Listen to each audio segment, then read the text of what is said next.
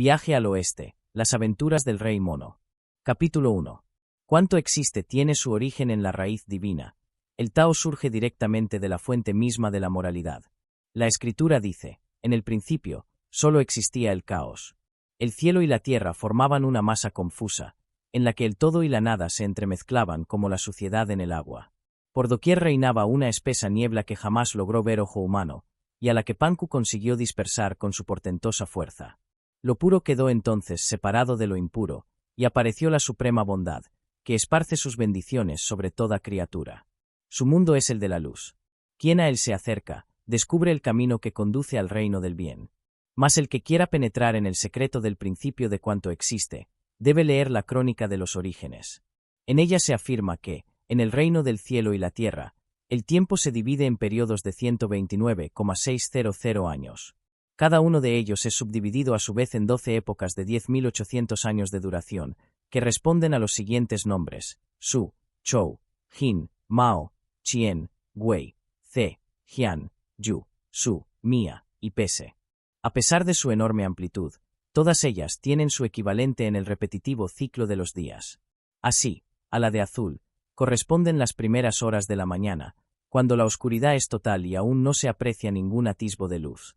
El gallo canta, la hora del Chou. A la de Yan, comienza a clarear, el sol sale. Finalmente, a la de Mao.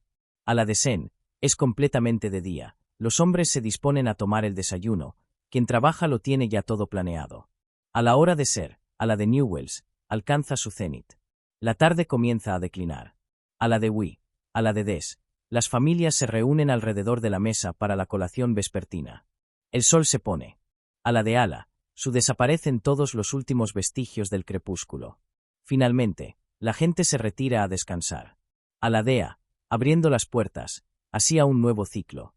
Es el mismo que si el mundo en sus lejanos y, al mismo tiempo, tan cercanos orígenes. De hecho, al final de la época de Su, el cielo y la tierra hacían en un estado de confusión total, en el que la nada y el todo se entremezclaban de una forma absolutamente incomprensible para nosotros. Después de 5.400 años de constante oscuridad, se produjo el advenimiento de la época de Ai, también conocida como caos, porque durante su dominio no existían seres humanos ni ninguna de las dos esferas por las que ahora nos regimos. Hubieron de pasar otros 5.400 años para que terminara una época tan tenebrosa, y lentamente comenzaran a actuar las fuerzas creativas de la luz. Semejante milagro empezó a producirse durante la época de Su, pero lo hicieron entonces con tanta timidez que no es extraño que no se canchera firmara.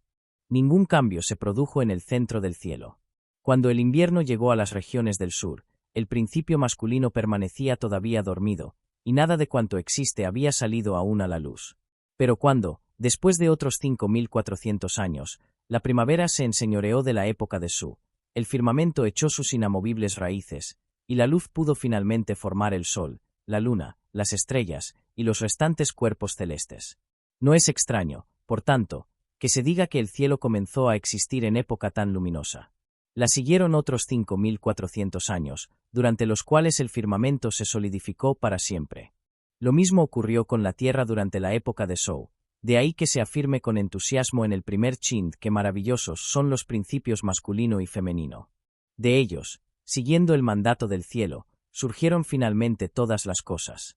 Hubieron de pasar, sin embargo, otros 5.400 años después del advenimiento de la época de Zhou, para que se condensaran ciertas y nominadas materias que hicieran así principio a los 5 elementos esenciales: el agua, el fuego, el metal, la madera y la tierra.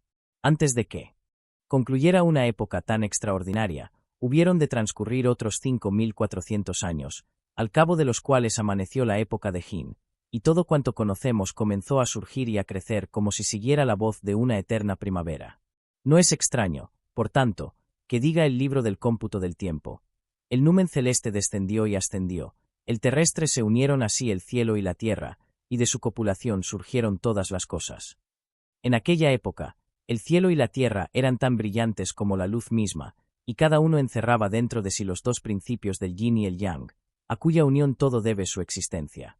Durante los 5.400 años que siguieron, en efecto, aparecieron las bestias, los animales y los hombres. De esta forma quedaron establecidas para siempre las tres fuerzas que rigen los destinos de la naturaleza: el cielo, la tierra y el hombre, que, como queda dicho, vio la luz durante la milagrosa época de Jin. Después de que Pan-Geu pusiera en orden el universo entero, finalizaron el mandato de los 3 reyes y los 5 emperadores, quienes hicieron públicas sus por doquier respetadas disposiciones morales. El mundo fue dividido en 4 grandes continentes. El del este llevaba el nombre de Porbaby, de A para Godan-ya; el del oeste, Amburdi para; el del sur, y finalmente Uttara-Kuro, el del norte. En este libro, solo nos ocuparemos, por obvias razones, del situado en el este del mundo. En el otro extremo del océano, que limitaba sus costas, se hallaba la renombrada nación Laola, y muy cerca de la cual, en el centro mismo de un plácido mar de serenas aguas, se levantaba la famosa montaña de las flores y frutos. Había surgido en el momento mismo de la formación del mundo, y ahora formaba parte de un conjunto de 10 islotes que, con el tiempo, dieron origen a las 3 islas. Su belleza era impresionante. No es extraño, por tanto, que el poeta escribiera sobre ella. Su majestad compite con la serenidad del mismo océano, como si fuera el emperador de los mares. Las olas rompen contra su costado como montañas de plata que el golpe transforma en diminutas escamas de nieve, lanzando a los peces contra las rocas y sacando de su sueño de profundidad a las serpientes marinas. En su parte suroccidental se aprecian llamativas planicies cargadas de serenidad, mientras que al este todo es abrupto, de picos que se arrojan con mal disimulada fiereza en el mar. Los que permanecen orgullosos en tierras secas se visten, a la hora del crepúsculo, de tintes violáceos que esconden su inaccesible bravura pétrea. En sus cumbres cantan emparejados los fénix, mientras que a su pie descansan los solitarios unicornios. Por doquier se oye el lamento de los faisanes, que buscan desesperados las cuevas en las que habitan los dragones. Toda la isla está poblada de extraordinarios animales que muy pocas veces en otras partes, como los longevos ciervos, las inmortales zorras, las divinas lechuzas o las cigüeñas de negro plumaje. En ese lugar extraordinario, la hierba nunca se seca, ni las flores se marchitan. La primavera es allí eterna, y dondequiera que se dirija la mirada, puede verse el verdor de cipreses y pinos, aliados incondicionales de la vida. Los melocotoneros están siempre en flor, las viñas se rompen bajo el peso de su propio fruto, la hierba de los pastos se mantiene siempre fresca, y los bambúes alcanzan tales alturas que a veces llegan a frenar la loca carrera de las nubes. Este es, en verdad, el privilegiado lugar donde el cielo se apoya y la tierra descansa de sus muchas fatigas, un paraíso en el que convergen más de 100 ríos. En la cumbre misma de esa extraordinaria montaña había una roca inmortal. Tenía una altura de 36 pies y medio y un perímetro de 24 pies justos. Semejantes medidas no eran casuales, ya que se correspondían exactamente con los 365 días del año solar y las 24 horas que marcan el quehacer cotidiano del hombre. Poseía, además, 9 agujeros profundos y otros 8 de menor longitud que encontraban su equivalente numérico en las 9 constelaciones y en los 8 planetas que habitan los palacios celestes. Aunque no crecía sobre ella vegetación alguna, durante mucho tiempo había sido alimentada con las mismas semillas del cielo. Y la tierra y la fuerza extraordinaria del sol y la luna.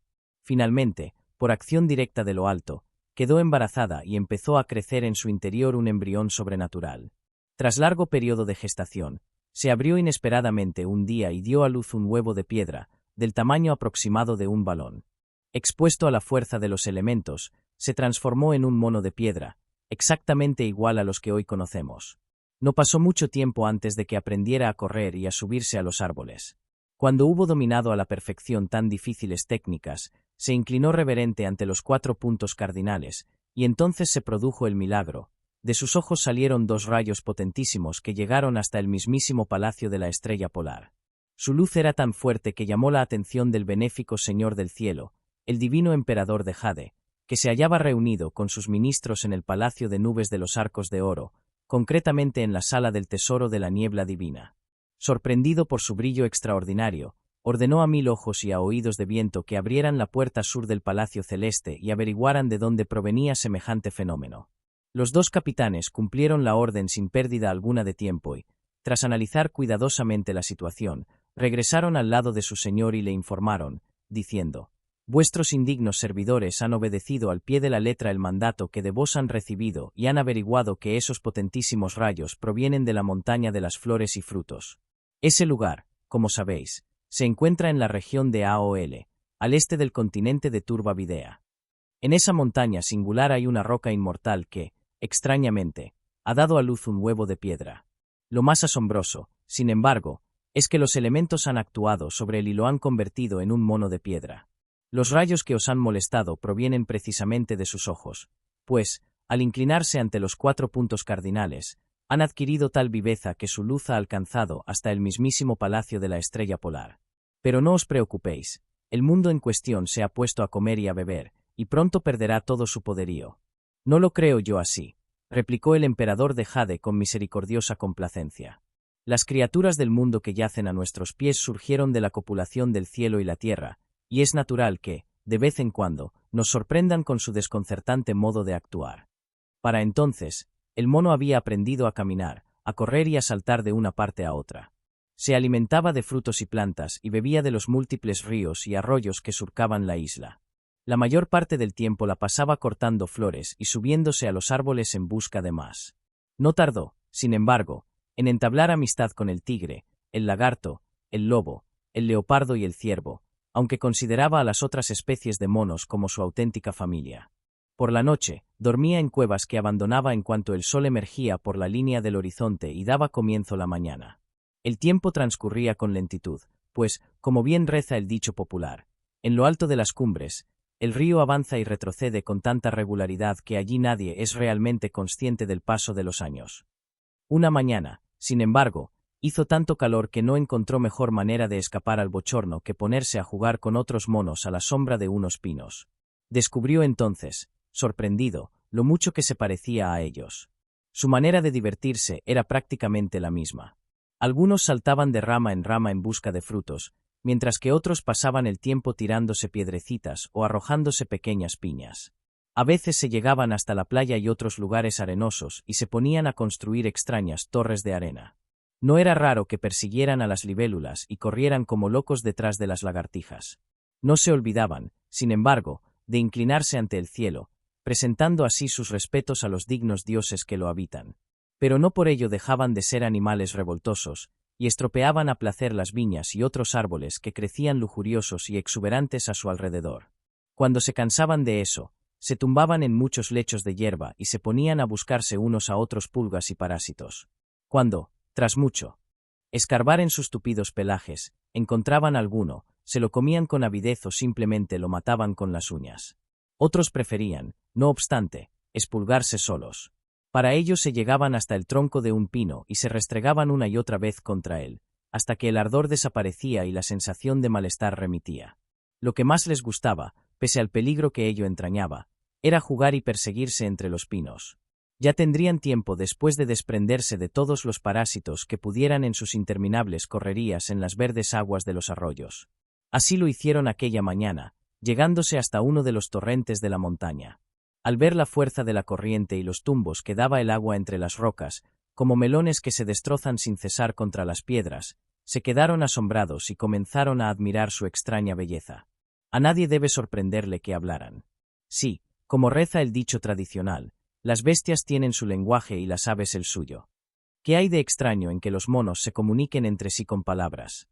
Los monos se dijeron, pues, unos a otros: puesto que no sabemos de dónde viene toda esta agua y hoy no tenemos nada que hacer, lo mejor es que remontemos su curso y así descubramos dónde se encuentra su fuente. Nos parece que será una manera estupenda de pasar el tiempo. Todos aceptaron entusiasmados la idea y, dando grandes voces de júbilo, siguieron montaña arriba el desconocido curso del torrente. Los monos caminaban en familias y no tardaron en dar con su fuente, una impresionante catarata cuya visión les hizo enmudecer. Se elevaba en el paisaje como una altísima columna de la que emergían bellísimos arco iris que el viento hacía cambiar constantemente de posición. A su base danzaban miles de olas blancas que hacían pensar en brisas realmente inexistentes y en la bravura de desconocidos ríos lunares. Su brillo recordaba, en efecto, al de la dama de la noche y tenía, levemente, de blanco el profundo verdor del paisaje en el que se hallaba enclavada. Se sospechaba la existencia de poderosos afluentes que la alimentaban, pero la sensación que más dominaba en quien tuviera la suerte de contemplarla era la de una hermosísima cortina que alguien hubiera colgado de las mismas nubes. A la vista de tan inesperado y milagroso espectáculo, los monos empezaron a aplaudir y a exclamar, entusiasmados: ¡Qué maravilla! ¡Qué increíble belleza! Su agua nace directamente del seno de la montaña y va a desembocar, sin lugar a dudas, en la lejana placidez del gran océano. Otros añadieron con inamovible certeza: el que se atreva a cruzar esa impresionante cortina y vuelva sano y salvo a contarnos las maravillas que tras ella se esconden será nuestro rey. ¿Hay alguien dispuesto a hacerlo? Nadie respondió a semejante reto. Hubieron de lanzarlo 3 veces al viento antes de que surgiera, desde muy atrás, el mono de piedra y gritara con voz potente: «Yo lo haré. Yo cruzaré la cortina de agua y volveré a deciros lo que hay detrás de ella». Era un mono realmente valiente. No es extraño que su fama se haya mantenido viva de generación en generación hasta llegar intacta a nuestros días. Cuando se lanzó contra la columna de agua, lo hizo con tan arrogante seguridad que parecía un rey abriendo la puerta de su propio palacio.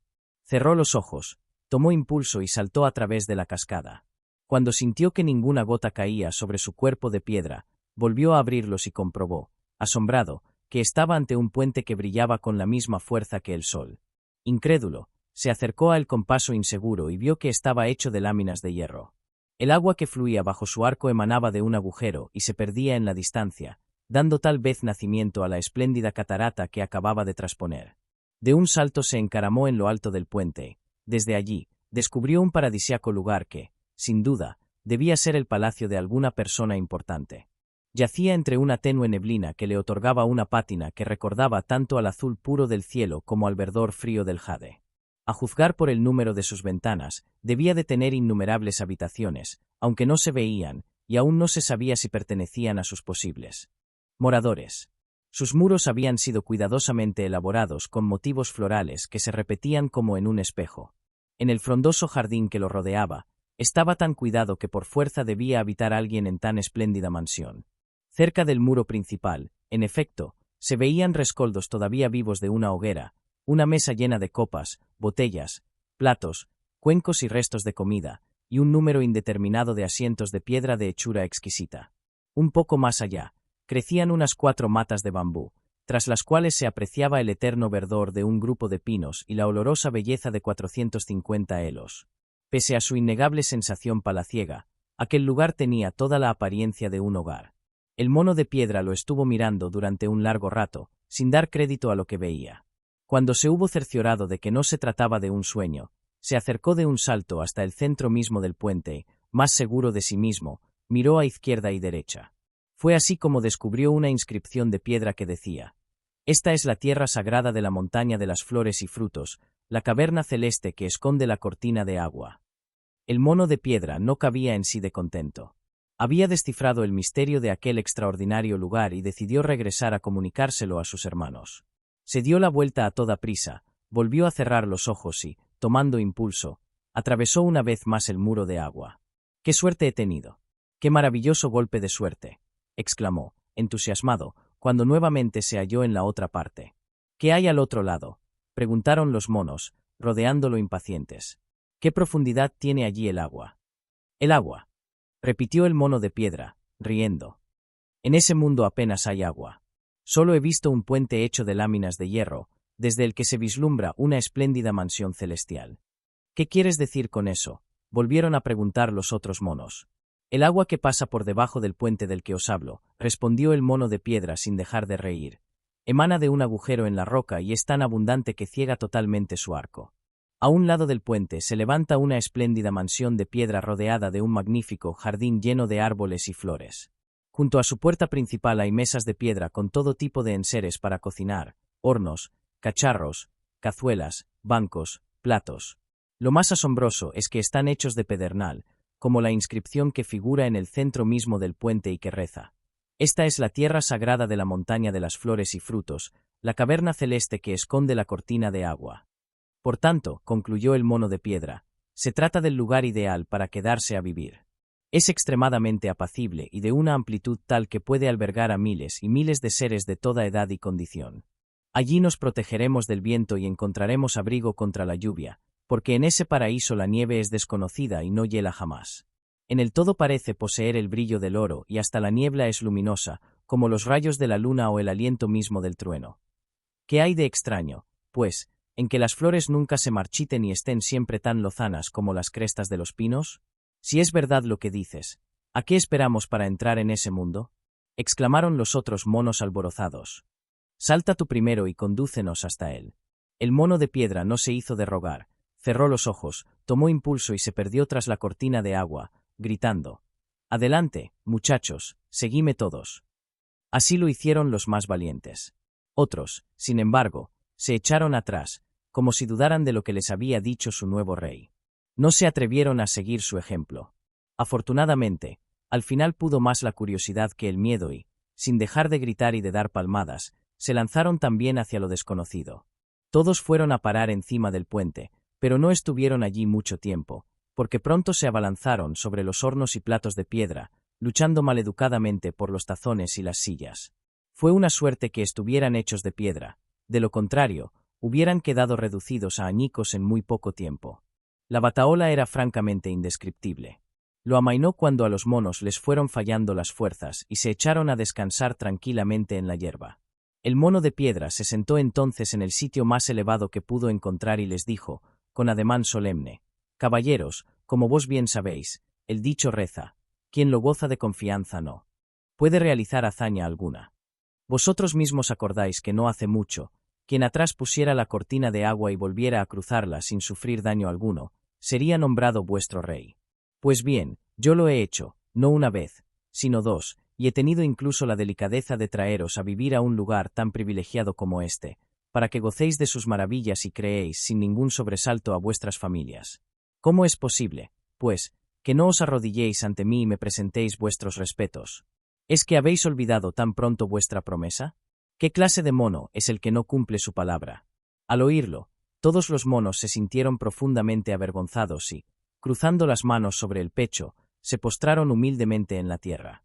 A continuación, le fueron presentando sus respetos, uno por uno, empezando por los de más edad y terminando por los más jóvenes. Cuando hubieron terminado, se inclinaron reverentes ante él y gritaron todos: «¡Aún viva nuestro rey!».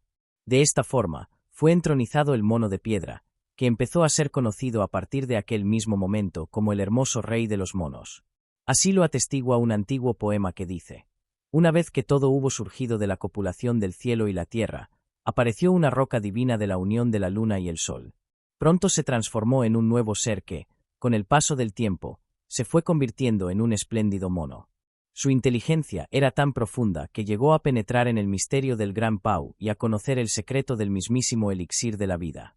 Nadie ha visto jamás los rasgos de su espíritu porque carece totalmente de forma, pero su obrar es de todos conocido y jamás ha dejado de ser ensalzado por doquier. Su recuerdo perdurará de edad en edad porque es un rey sabio, cuyo dominio se extiende más allá de las imprecisas fronteras del fluir eterno». Sin pérdida de tiempo, el hermoso rey de los monos seleccionó a los más valientes e inteligentes de sus súbditos y los nombró ministros y oficiales. Todos aceptaron esos nombramientos sin envidia ni rencor, y se pusieron a recorrer el nuevo mundo que les había tocado en suerte habitar. Su existencia no podía ser más idílica. Por la mañana, recorrían la montaña de las flores y frutos, retirándose a descansar a la caverna de la cortina de agua. Cuando la noche caía y todo yacía en la oscuridad, los monos vivían en una armonía perfecta, sin mezclarse con otras bestias y animales, celosos de su independencia y pendientes solamente de su propia felicidad. Durante la primavera recogían flores y frutos, durante el verano, en el otoño, bayas y nueces, y en el invierno, ¿qué más podían pedir? El hermoso rey de los monos vivió 300 o 400 años de una existencia tan plácida, cuando un día, mientras asistía a un banquete rodeado de los otros monos, se puso de pronto tan triste que las lágrimas empezaron a fluir libremente por sus mejillas. Los monos se acercaron hasta él, alarmados, e inclinándose con más respeto que de costumbre, le preguntaron: «¿Se puede saber qué es lo que os pasa, gran señor? Aunque he de admitir que ser vuestro dueño ha traído la paz a mi espíritu», respondió el rey de los monos, «la incertidumbre del futuro se ha apoderado de mí y ha plantado en mi corazón la semilla de la inquietud».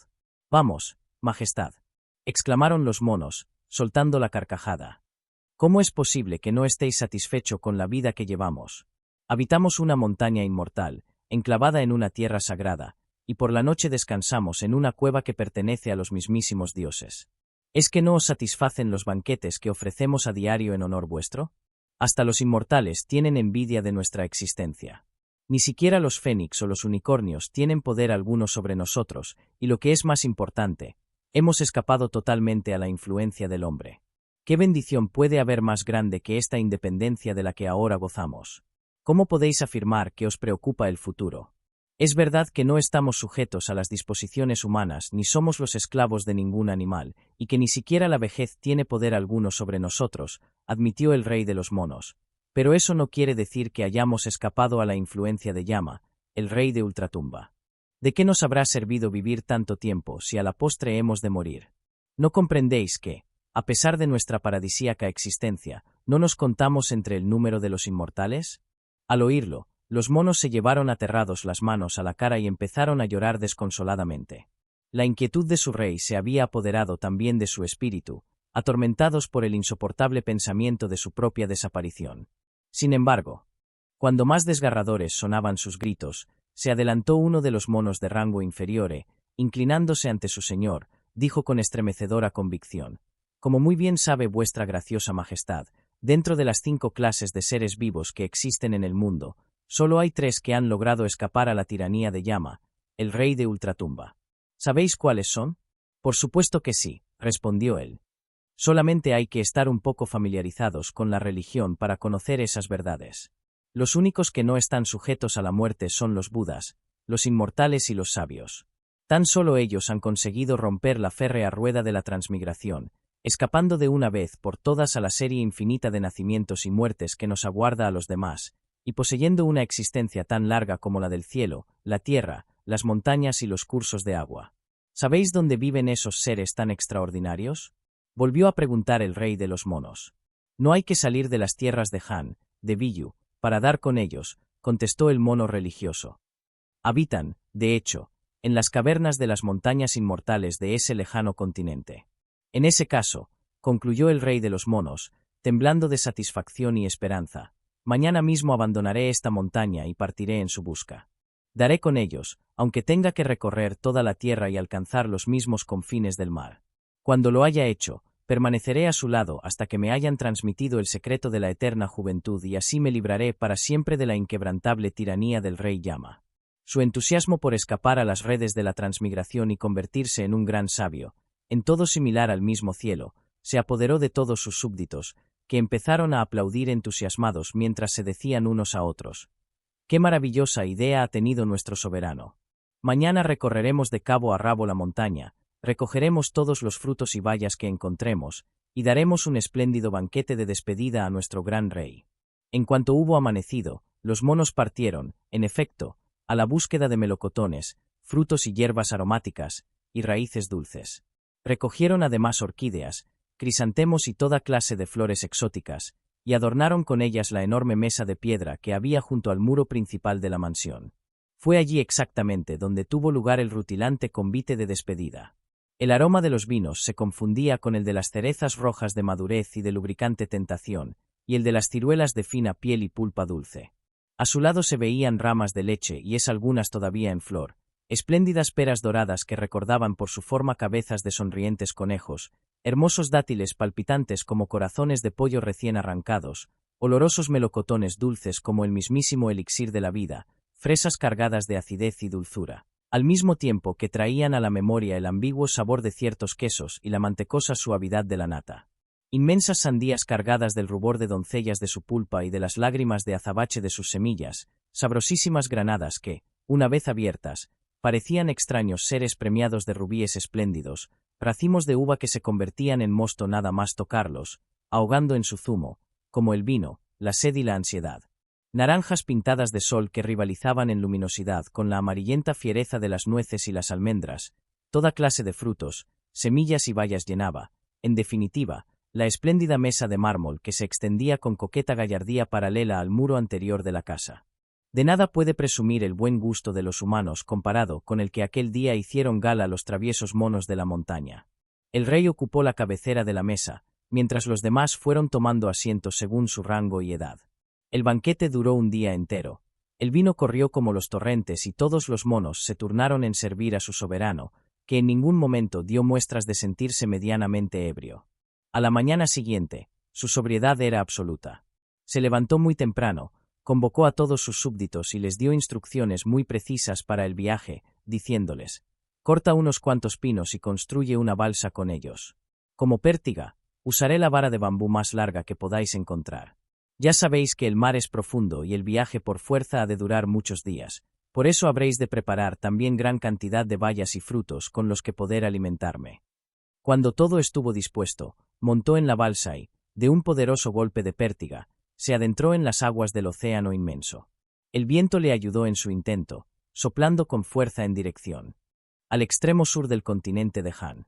El poema habla claramente de su gesta, diciendo: el mono, que debe su existencia a lo alto, abandonó la montaña en la que habitaba y gobernó con su balsa hasta que logró colocarla en las mismas manos del viento. Impulsado por su fuerza, surcó los mares en busca de la inmortalidad.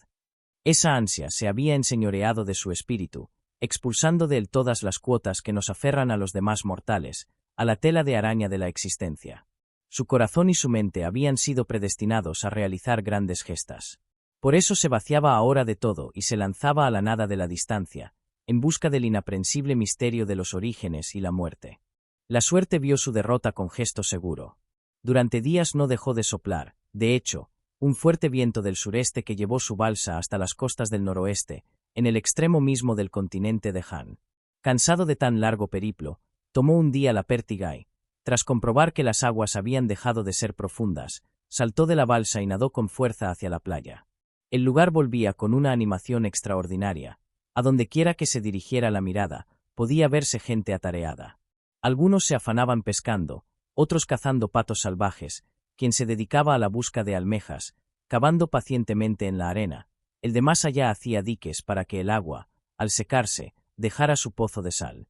Al ver acercarse al rey de los monos, fiero como un espíritu y torpe como una bestia, abandonaron sus redes y sus cubos, y corrieron despavoridos a esconderse.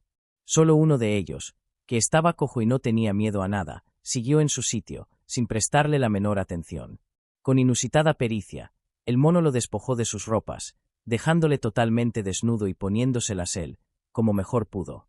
No tardó mucho en acostumbrarse, y así, de esta forma, pudo pasar más desapercibido entre los hombres, cuyas costumbres y modos de vida llegó a dominar casi a la perfección.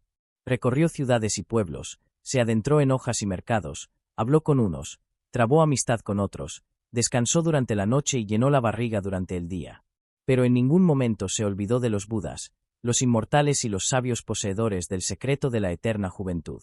Fue así como descubrió que los hombres solo corrían detrás del lucro y la fama, sin importarles para nada el fatídico fin que les aguardaba. Ni uno solo de los que conoció mostró jamás la más mínima preocupación por la muerte, como si nunca hubiera de acaecerle a él. ¿Cómo era posible que su búsqueda de fama y fortuna no acabara jamás? El ansia por las riquezas y el poder los tiranizaba como un gobernador sin entrañas, pero ellos se ofrecían gustosos a su juego, levantándose temprano de sus lechos y volviendo a ellos al anochecer, por conseguir una sola moneda de cobre. No les importaba montarse en sus mulos y cabalgar durante días sin fin. Su avaricia carecía de toda medida. El que había llegado al primer ministro soñaba con ser rey, y el que había alcanzado ya el trono aspiraba a convertirse en Dios. Pobres seres infelices, sedientos del reconocimiento y el honor absurdos, ignorantes de la inevitable llamada de la muerte. Su ceguera los obligaba incluso a amontonar riquezas y fama para sus hijos y nietos, como si éstos no hubieran de padecer la misma enfermedad. Porque nadie escapaba de esa locura, y se detenía a pensar en el implacable fin que le aguardaba. Con tan deplorable actitud a su alrededor, no es extraño que la búsqueda del rey de los monos se tornara totalmente inútil. ¿Cómo iba a dar con el secreto de la inmortalidad si nadie se preocupaba por ella? Pero no se desanimó. Durante 89 años no hizo otra cosa que recorrer pueblos y cruzar ciudades, hasta que finalmente llegó hasta el extremo opuesto del desconcertante continente de Han. Ante él se extendía la interminable placidez del gran océano occidental. Era tan inmenso que sintió la urgencia de adentrarse en sus aguas, seguro de que los inmortales habitaban más allá de la línea del horizonte. Sin pérdida de tiempo, construyó una nueva balsa, similar a la que había usado en su anterior periplo, y se lanzó ilusionado a las aguas. Tras muchos meses de penosa navegación, arribó, por fin, a las lejanas costas del continente de Aparado Daniela, situado en el extremo occidental del mundo. Pero parecía estar totalmente deshabitado y su entusiasmo sufrió un serio revés. Con gesto cansado, se adentró en la tupida selva que se extendía al otro lado de la playa y descubrió una impresionante montaña cuya cresta se perdía entre las nubes y cuya base se hallaba firmemente anclada en la espesa vegetación que todo lo cubría. Su inmarcesible belleza le hizo recuperar la esperanza y se lanzó a la conquista de su cumbre, sin importarle para nada el peligro que podían suponer los lobos, las alimañas, los tigres y las panteras que, sin duda alguna, habitaban en sus faldas. El rey de los monos no tenía miedo. A medida que ascendía, iba descubriendo un paisaje de indescriptible hermosura, y eso le hizo olvidarse definitivamente de las bestias. La montaña formaba, en realidad, parte de una amplísima cordillera cuyos picos se alzaban en la distancia, alineados como lanzas de un ejército a punto de entrar en batalla. En algunos reverberaba el sol, como si realmente estuvieran hechos de acero, mientras que otros se hallaban cubiertos de una espesa niebla azulada que hacía presentir la inminencia de una lluvia torrencial. Sin embargo, lo que a todos identificaba era el profundo verdor de la impenetrable vegetación que los cubría. Sus árboles, viejos como el mismo mundo, tenían sus ramas entrelazadas y, junto a ellos, pasaba una inexplicable red de veredas que no conducían a parte alguna. Los pinos y los bambúes se contaban por millares, dando sombra protectora a una hierba que había crecido sobre aquella tierra sagrada durante millares de años, y aún las flores que no dejaban de abrirse, sin importarles para nada la estación o la hora del día. A ello había que sumar la escondida sinfonía de los pájaros, el límpido susurro de los arroyos, la fresca risa de las hojas de los árboles al ser sacudidas sin cesar por el viento. Pero se sentía, al mismo tiempo, el silencioso formarse de las orquídeas en lo profundo de los despeñaderos y la inaudible ascensión de los musgos y líquenes por los resbaladizos muros de los terraplenes. La montaña era un ensordecedor canto a la vida y ella misma parecía palpitar, como si formara parte del cuerpo de un gigantesco dragón. Por fuerza, tenía que ser la escondida residencia de algún ser eminente. Eso pensaba, al menos, el rey de los monos cuando llegó, por fin, a la cumbre de la montaña tan singular. Jadeante por el esfuerzo, miró con curiosidad a su alrededor y le pareció oír, de pronto, una voz de hombre que provenía del interior de la selva que se extendía a su derecha. Se lanzó hacia ella a toda velocidad y, azuzando el oído, comprobó que no se había equivocado. Con beatífica despreocupación, alguien estaba cantando una canción que decía: «Soy un amante empedernido del ajedrez, pero lo que más me gusta es cargar el hacha al hombro y recorrer los bosques. Adoro el sonido del acero al descuartizar la madera fresca. Sin embargo, lo que de verdad me apasiona es dirigirme a la entrada del valle, sudando bajo el peso de la leña. Quiero cambiar por vino a mis vecinos, entonces me siento tan feliz que río despreocupadamente, como si en vez de un hombre no fuera más que un chiquillo. No me importa que la cercanía del invierno haya pintado en los caminos de escarcha y en las cumbres de nieves venerables. Mi mundo es el bosque y, en él, voy desgranando la plácida monotonía de mi existencia. Tumbado mirando a la luna, las raíces de pino me sirven de almohada, y su dureza me brinda tan muelle descanso que duermo de un tirón hasta el amanecer. Entonces, haciendo seguro hasta las macetas, escalo los altísimos picos que la sustentan en busca de madera para la fortaleza irresistible de mi hecha. Cuando he logrado reunir la suficiente, la cargo sobre mis hombros y me dirijo, sin dejar de cantar, hacia el mercado, donde la cambio por unos celemines de arroz. Jamás discuto su precio porque no busco el enriquecimiento ni el propio provecho, y el honor es para mí tan baldío como las rocas que se precipitan torrentera abajo cuando se produce una luz. Mi vida se ha aliado con la sobriedad, siguiendo el camino trazado por los inmortales y los respetables maestros taoístas que explican la corte amarilla, sentados plácidamente en el suelo. Cuando el rey de los monos lo oyó, se llenó de una profunda alegría y se dijo esperanzado: «Así que los inmortales se esconden en este lugar. ¿Quién lo hubiera dicho?». Penetró aún más en el bosque y así llegó, sin ser visto, hasta donde estaba el leñador blandiendo su hacha. Lo primero que le llamó la atención fue su extraña indumentaria. El sombrero que lucía en la cabeza estaba hecho totalmente de hojas y de ramitas de bambú recién cortadas. La ropa que cubría su cuerpo era de algodón gastado y tenía en su cintura un tosco cinturón de seda sin teñir. Un par de sandalias de paja cubría sus pies, toscos como las raíces de árboles centenarios, que contrastaban fuertemente con el brillante filo de su pesadísimo hacha. El hacha le colgaba al hombro, llegando un gigantesco haz de leña tan llamativamente voluminoso que no cabía la menor duda de que aquel hombre era uno de los mejores leñadores que existían. El rey de los monos abandonó su escondite y, levantando la voz, dijo: «El inmortal. No te vayas, Necesito que me enseñes tu secreto porque la muerte me aterra y no me deja vivir tranquilo. ¿Inmortal yo? Exclamó el leñador, tan avergonzado que dejó caer al mismo tiempo al suelo el hacha. ¡Ay de mí! ¿Cómo voy a ser un inmortal si apenas tengo lo suficiente para vestirme y alimentarme? Si no eres un inmortal, ¿cómo es que hablas su misma lengua? Preguntó el rey de los monos, a su vez sorprendido. ¿Qué he dicho yo para que te hayas hecho una idea tan equivocada de mí? Replicó el leñador. Que yo sepa, mi lengua es tan tosca como la de los animales que nos rodean. Vamos, no seas tan humilde, contestó el rey de los monos. Nada más entrar en el bosque te he oído cantar una canción que poco más o menos terminaba así. Mi vida se ha ligado con la sobriedad, siguiendo el camino trazado por los inmortales y los respetables maestros taoístas que explican la corte amarilla, sentados plácidamente en el suelo. Todo el mundo sabe que ese libro contiene los secretos del taoísmo. ¿Cómo ibas a conocer, pues, su existencia si no fueras un inmortal? Yo no sé absolutamente nada de esas cosas, respondió el leñador, después de reírse todo lo que quiso. Esa canción que dices forma parte de un largo poema titulado Una corte habitada totalmente por capullos, que me enseñó un vecino mío.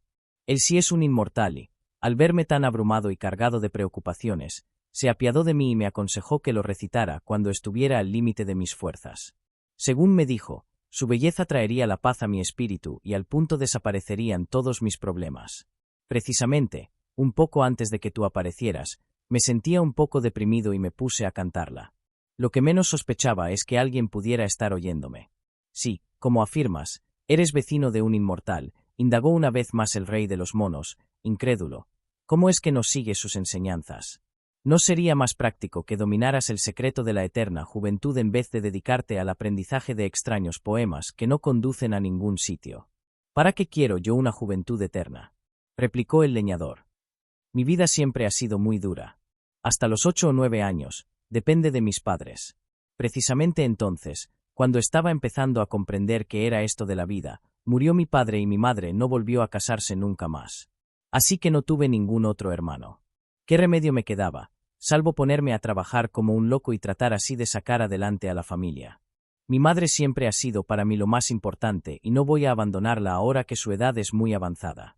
Para colmo de males, los campos que poseo son muy pedregosos y apenas producen lo suficiente para alimentarnos, ella y yo. Así que me veo obligado a adentrarme en el bosque todos los días en busca de madera que después cambio en el mercado por unos cuantos celemines de arroz. Lo cocino yo mismo, no es que se me dé muy bien, pero con el tiempo he logrado adquirir cierta práctica e incluso he llegado a convertirme en un maestro en el arte de preparar el té. ¿Comprendes ahora por qué no puedo dedicarme a las terribles ascesis que propugna mi ilustre vecino?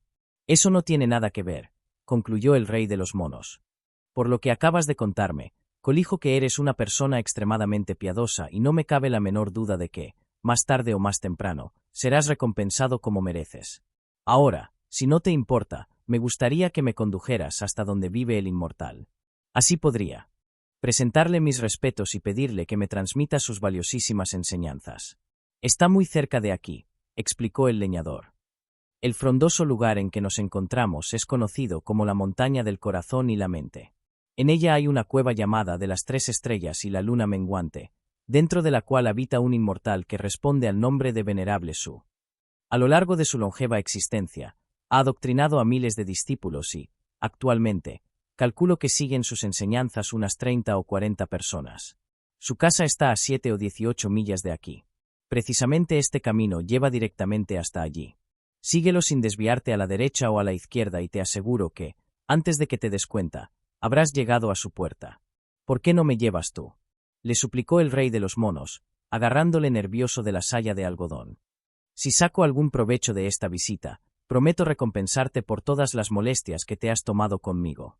Cuidado, que eres cabezota, protestó el leñador. Acabo de decírtelo y todavía no quieres entenderlo. ¿No comprendes que si te acompaño perderé un tiempo precioso y no podré cuidar de mi madre como es debido? Tengo que cortar toda la madera que pueda para cambiarla por arroz. ¿No te das cuenta de que soy muy pobre? Lo siento mucho, pero no puedo ir contigo, respondió el leñador. El rey de los monos comprendió que no había nada que hacer y se dirigió al camino que le había señalado el leñador. Era extremadamente estrecho y seguía un trazado muy sinuoso e irregular, como si hubiera sido creado por una cabra. Con no poca dificultad, avanzó por él. Ya a las 7 o 18 millas, vislumbró la entrada de una cueva. Estaba enclavada en un paraje espléndido en el que la neblina brillaba como si se hubiera apoderado de parte de la luz de la luna y el sol. Los cipreses se contaban por millares y, a su lado, podían verse pujantes brotes de bambú que dotaban a todo el paisaje de una refrescante sensación de agua de lluvia. Junto a la boca de la cueva se extendía una tupida alfombra de flores de toda especie que rivalizaban en belleza con el perenne verdor de la hierba.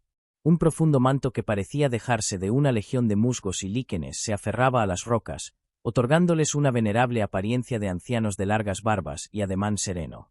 En la lejanía, parecía oírse el mítico canto de los fénix, mientras el rítmico crear de las cigüeñas se adueñaba de todas las marismas y ascendía raudo hacia los cielos cargados de nubes que recordaban bordados multicolores. Se presentía la cercanía de blancos cervatillos, leones de oro y elefantes de jade, como si aquel sagrado lugar fuera en realidad un remedo del paraíso. El rey de los monos se percató enseguida de que la puerta de la cueva estaba firmemente cerrada y de que, por sus alrededores, no se apreciaba ningún vestigio de presencia humana. Todo yacía en una serenidad total, como si acabara de producirse el mismo momento de la creación. Al volver, se vio que, en lo alto del acantilado en el que se hallaba enclavada la gruta, había un enorme cartel de piedra. Tenía aproximadamente una altura de 30 pies y una anchura de 8, y en él había sido escrito con artísticas letras de inusitado tamaño: la montaña del corazón y la mente, la caverna de las 3 estrellas y la luna menguante. Eso pareció complacer sobremanera al rey de los monos, que se dijo, ilusionado: en verdad es de fiar la gente que habita esta tierra, pues, en contra de lo que yo esperaba, existen realmente la montaña y la cueva de ese nombre. Se acercó un poco más a la gruta, pero no se atrevió a romper la paz que se respiraba en el ambiente. Amando desconsideradamente la puerta, prefirió seguir gozando de él. Se subió a un pino, de un acrobático salto cogió una piña y se puso a comer tranquilamente el tesoro de piñones que encerraba. Al poco rato, oyó el chirrido de una puerta y, volviendo a toda prisa la cabeza, vio salir de la cueva a un joven inmortal. Su figura era graciosa en extremo y todos sus rasgos poseían una finura propia de príncipes o de grandes señores. Llevaba 2 cintas de seda atadas a la cabeza y vestía una túnica tan amplia que el batir de sus pliegues se confundía con el mismísimo soplo del viento. Tanto su cuerpo como su rostro aparecían nimbados de una extraña luz, verdadero trasunto de la inteligencia universal, que le hacían ajeno a cuanto le rodeaba. Sin perder del todo su conexión con ello, parecía tener la edad del mundo y, al mismo tiempo, la tímida inexperiencia de la adolescencia. Daba la impresión de estar por encima de todo dolor, impasible a la felicidad y a la desgracia. Pero, de repente, la voz gritó: ¿se puede saber quién está ahí metiendo ruido? El rey de los monos saltó a toda prisa del pino e, inclinándose ante él, respondió: soy yo, un humilde buscador de inmortalidad que lamenta sinceramente haberos molestado. ¿De verdad estás interesado en el Tao?, volvió a preguntar el joven, soltando una carcajada. Así es, reconoció el rey de los monos. No necesitabas contestarme, afirmó el joven. Ya lo sabía. Precisamente hace unos minutos, mi maestro se disponía a impartirnos sus enseñanzas cuando se volvió de pronto hacia mí y me dijo: ahí fuera hay alguien que quiere penetrar en los secretos del Tao. Salid a darle la bienvenida en mi nombre y en el de todos los inmortales que aquí habitamos. Así que supuse que serías tú.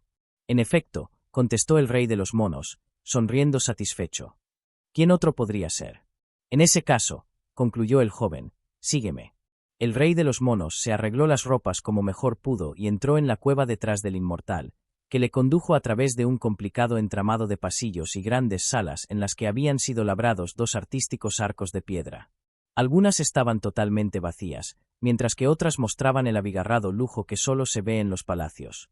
El rey de los monos no tuvo oportunidad de gozar de su belleza, porque el joven caminaba muy deprisa y él no quería perderse en aquel inexplicable laberinto.